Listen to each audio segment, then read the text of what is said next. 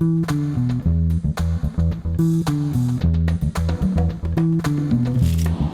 now our Face the State flashback. As we prepare for the public memorial for Denise D'Ascenzo, we continue to look back at her illustrious career. In 1996, Denise hosted a special called Mark Twain's Hartford.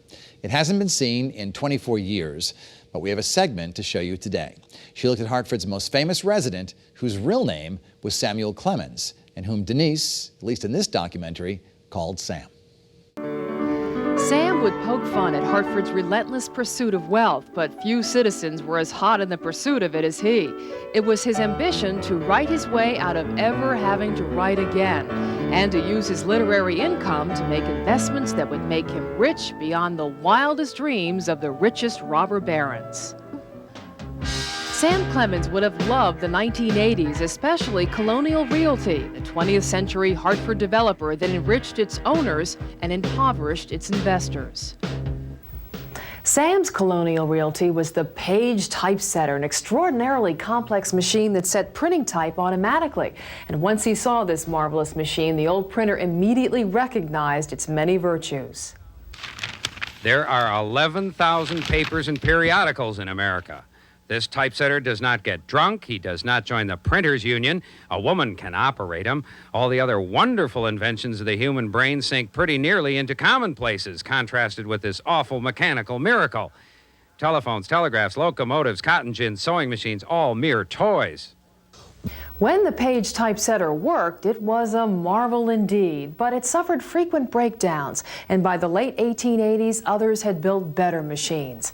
The typesetter was said to be Sam's last and greatest failure as a businessman. There were many more.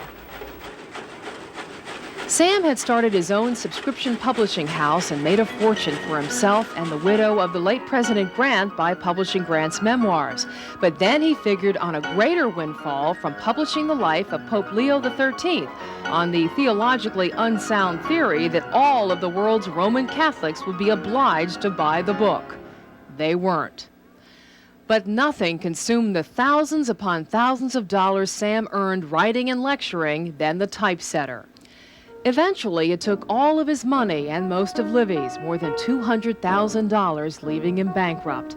In 1891, he closed the house he could no longer afford and moved his family to Europe.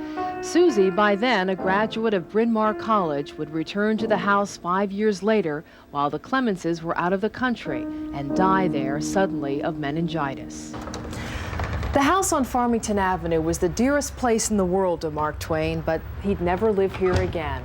Sam would regain his wealth by writing and lecturing in cities all around the world, but his life would never again hold the joys of the Hartford years.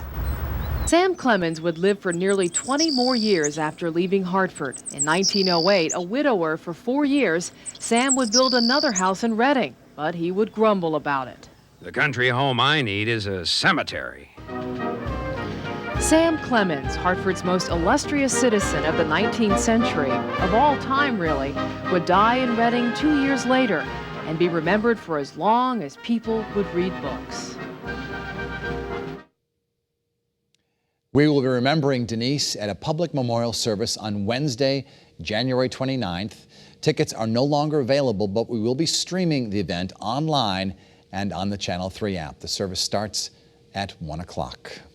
By the way, who was the voice of Mark Twain in Denise's piece? If you knew who that was, find me on social media and let me know. Thanks so much for watching. CBS Sunday Morning with Jane Polly is next.